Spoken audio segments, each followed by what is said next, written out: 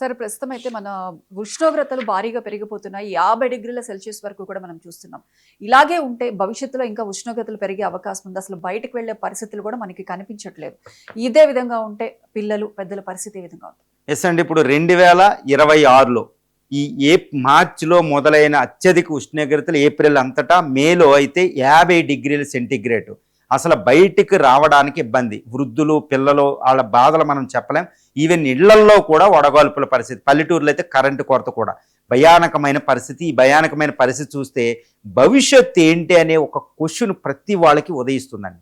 ఏంటి ఇప్పుడే ఇలా ఉంది, 2026లో మన పిల్లల పరిస్థితి ఏంది, మన భవిష్యత్తు తరాల పరిస్థితి ఏంటి అనేది విలవిలలాడిపోతున్నారు. అసలు ఆ ప్రశ్న సంధించినప్పుడే ఆన్సర్ లేని పరిస్థితి అనమాట. అందుకే నేను దీన్ని చెప్పదలిచాను. ఇప్పుడు 2026లో టెంపరేచర్స్కి 50 డిగ్రీల సెంటీగ్రేడ్, మొత్తం 100 టాప్ హయ్యెస్ట్ టెంపరేచర్ సిటీలు ప్రపంచంలో 100 ఉంటే ఆ 100లో 97 ఇండియాలో ఉన్నాయి అనమాట. ఇండియా అనేది చాలా సెన్సిటివ్. ఇండియా శీతోష్ణ పరిస్థితి ఎంటైర్లీ డిప్లొమా యాజ్ ఏ ఏదే క్లైమేటిక్ ఎక్స్పర్ట్గా చెప్తున్న క్లైమటాలజీలో ఈ విషయంలో ఏంటంటే భారత శీతోష్ణ స్థితి అనేది ప్రపంచ శీతోష్ణ స్థితులు అన్నీ కలిపితే ఇక్కడ ఉంటుంది అనమాట. అదే ఋతుపవనాల శీతోష్ణ స్థితి. అంత ఈజీ కాదు ఇది. కాబట్టి 100 టాప్ 100 ఉష్ణోగ్రతలు ఉన్న సిటీలు 97 ఇండియాలో ఉన్నాయి. దీనికి ప్రధానమైన కారణాలంటే ఎల్నీనో, సూపర్ ఎల్నీనో పట్టడం, ఋతుపవనాలు లేట్ అవ్వడం, ఋతుపవనాలు లేటుగా వచ్చి లేటుగా ఉండడం, ఋతుపవన వర్షపాతం తక్కువ ఉన్నప్పుడు టెంపరేచర్స్ ఎక్కువ ఉంటాయి. ఎందుకంటే నీటి ఈ ఆర్ద్రత అంటే హ్యూమిడిటీ తక్కువగా ఉంటుంది అనమాట గాలిలో. కాబట్టి జూన్, జూలై, ఆగస్టులో కూడా సెప్టెంబర్ వరకు కూడా అత్యధిక ఉష్ణోగ్రతలు ఈసారి ఉండే అవకాశాలు ఉన్నాయి. అంటే లాస్ట్ 150 ఇయర్స్లోనే అత్యధిక ఉష్ణోగ్రతలు మనం చూడబోతున్నాం ఈసారి ఇండియాలో. అత్యల్ప వర్షపాతం కూడా మనం చూడబోతున్నాం. మరి ఇప్పుడు ఇది సూపర్ ఎల్నినో కాదు, గ్లోబల్ వార్మింగ్ అనేది ఒకటి ఉంది. శీతోష్ణ స్థితి మార్పు, ఎందుకంటే భూ ఉష్ణోగ్రతలు పెరగడం, గ్లోబల్ వార్మింగ్ అనేది ఒకటి ఉంది కదండి. ఇప్పుడు మీథేను, కార్బన్ డైఆక్సైడ్, ఇవన్నీ కార్బన్ మోనాక్సైడ్, ఈ గ్యాస్లన్నీ ఎక్కువ అయిపోయినాయి. రిలీజ్ చేస్తున్నాం, మనమే రిలీజ్ చేస్తున్నాం. కాబట్టి అవి గాల్లో ఎక్కువైపోయినాయి. ఇప్పుడు IPCC report, inter governmental panel on climate change అనేది ఒకటి, తర్వాత United nations framework on climate change అనేది ఒకటి ఉంటుంది. యుఎన్ఎఫ్సిసిసి ఒకటి, ఐపీసీసీ. ఈ రిపోర్ట్లు ఆల్రెడీ AR6 రిపోర్ట్లు కూడా బయటకు వచ్చినాయి.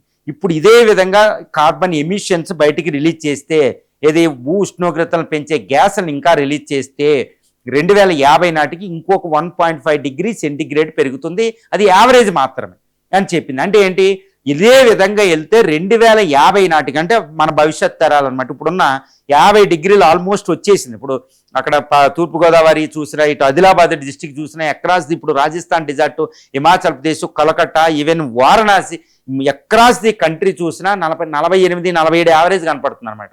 కొన్ని ఏరియాల్లో 52 వచ్చినా ఆశ్చర్యం లేదు. కాకపోతే కొంచెం లోకలైజ్డ్, అది నమోదు చేయడం అంత ఈజీ కాదు. 50 క్రాస్ అయిన డిస్టిక్లు కూడా మనకు కొన్ని ప్రాంతాలు మనకు ఉన్నాయి అనమాట. ఇప్పుడు ఇలాంటి డిగ్రీలు ఆల్మోస్ట్ 50 చవి చూస్తున్నాం.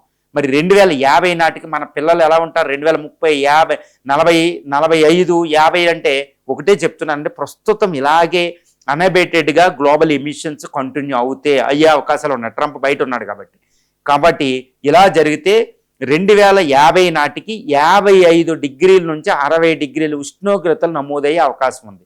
ఎంతటి విచిత్రం చూడండి. నీటి ఆవిరి, నీరు బయట పెడితే ఆవిరైపోయి బయట పోతుందన్నమాట. ఇంకా పొయ్యి కింద పెట్టినట్టే దారుణం. ఇక పగలు బయటకు వచ్చే అవకాశాలు లేవు. నైట్లు కూడా ఇప్పటికే నైట్లు టెంపరేచర్స్ కూడా ఉంటాయి. పగలు టెంపరేచర్స్ ఉష్ణోగ్రతలు కాదండి, రాత్రులు ఉష్ణోగ్రతలు చూడండి. నిద్రలు పట్టేవాళ్ళు ఎంతమంది ఉన్నారో చెప్పండి. ఈవెన్ ఎక్సెప్ట్ ఏసీల్లో ఈ హైదరాబాద్ సిటీలో, ఈవెన్ విజయవాడ, ఇటు వైజాగ్, ఆర్ద్రత ఎక్కువ ఉన్న వైజాగ్ ఏరియాల్లో, తర్వాత Varanasi, northern India, even north ఈస్ట్లో ఏసీలు కూడా పనిచేయలేని పరిస్థితి. ఢిల్లీ అయితే ఇంక ఏసీ కూడా వర్కౌట్ అవ్వడం లేదు. మరి 55 డిగ్రీలు వస్తే ఎలా పరిస్థితి? ఇప్పటికే మన పిల్లల్ని ప్యాంపరింగ్ చక్కగా, ఒకప్పుడు 20 సంవత్సరాల క్రితం తరం వేరు, ఇప్పుడు ఆల్ఫా జెన్జీ కదండి, ఆల్ఫా వేరు. వాళ్ళు చాలా ప్యాంపరింగ్గా ఉంటారు. చిన్న ఉష్ణోగ్రతను కూడా తట్టుకోలేరు. ఎందుకంటే జీవన ప్రమాణాలు పెరిగినాయి, వాళ్ళకు చక్కగా జీవన విధానం ఉంది. కొన్ని కష్టాలు కూడా భరించలేరు. ఒక 20-30 సంవత్సరాల క్రితం తరం అయితే ఏంటంటే ఎండలో తిరిగేవాళ్ళు కాబట్టి ఎంత ఎండనైనా వాళ్ళు భరిస్తారు. కానీ ఈ తరం భరించలేదు.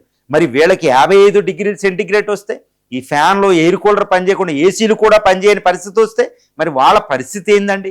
అది అసలైన విషయం అన్నమాట. కాబట్టి మన పిల్లల్ని ఇప్పటికే క్లైమేట్ చేంజ్ ఐపీసీసీ రిపోర్ట్లు, United nations framework conventional climate change రిపోర్ట్లు చెప్తే అందులో ప్రధానంగా ఏంటంటే అడాప్టేషను, అది నిరోధించడమే కాదు, గ్లోబల్ టెంపరేచర్ పెరగకుండా అడాప్టేషను అంటే దానికి అలవాటు పడడం అనేది అత్యంత ప్రధానం.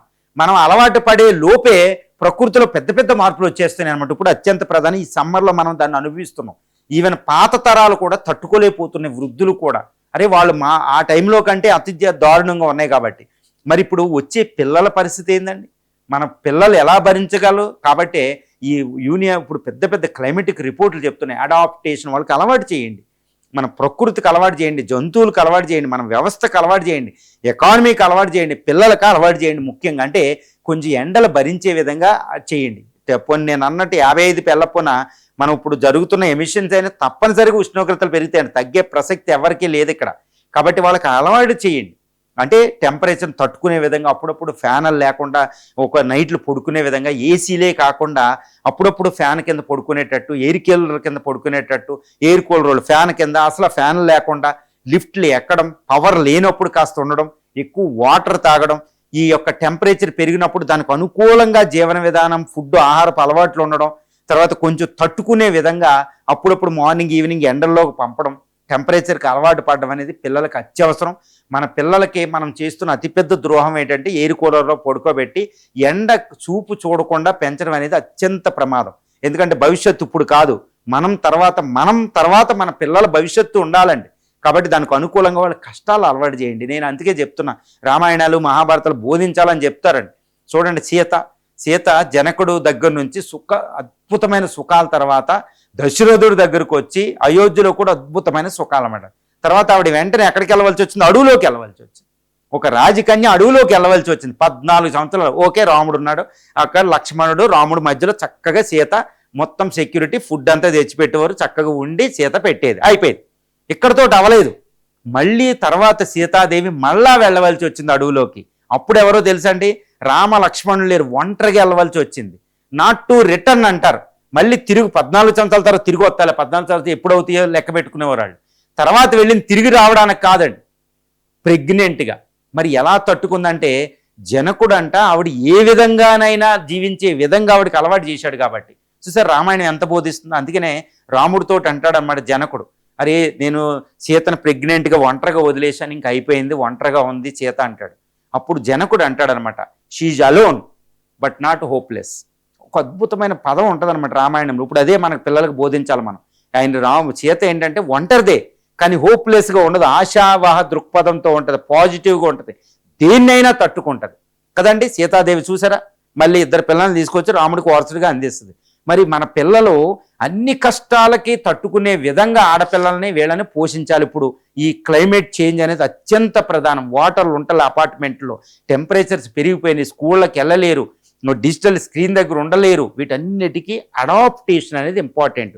నిరోధం తర్వాత అండి, ముందు అలవాటు పడేటట్టు, కొంచెం అలవాటు పడేటట్టు మన పిల్లల్ని పెంచకపోతే భవిష్యత్తు తరాలు ఘోరంగా తయారైపోబోతాయి. మన పిల్లలకి మనమే చెప్పించుకున్నట్టు, మన పిల్లల మరణ మృదంగాలకు మనమే బాటలు పరిచినట్టు అనమాట. వాళ్ళ జీవన ప్రమాణాలు అన్నీ తగ్గిపోతాయి. కాబట్టి ఈ ఉష్ణోగ్రతల్లో మనం నేర్చుకోవాల్సిన ప్రధానమైన గుణపాఠం ఏంటంటే మన పిల్లలకి అడాప్టేషన్, దానికి అలవాటు పడేటట్టు, దానికి అనుకూలంగా జీవించేటట్టు ఈ ఆహారపు అలవాట్లు, జీవన విధానం, స్కూల్స్, బయటికి జాబ్స్, ప్రతి వాటిల్లో తర్ఫీదు ఇవ్వాలి. ఇది ప్రభుత్వం చేయాలి, తర్వాత మన స్కూల్స్ విద్యా విధానం చేయాలి, మన పేరెంట్స్ అనేది అత్యంత ప్రధానంగా చేయాలి, మన సమాజం దానికి అనుకూలంగా మార్చాలనేది ఇక్కడ ప్రధాన ఉద్దేశం. అందుకే ఈ డిస్కషన్ పెట్టడం జరిగింది.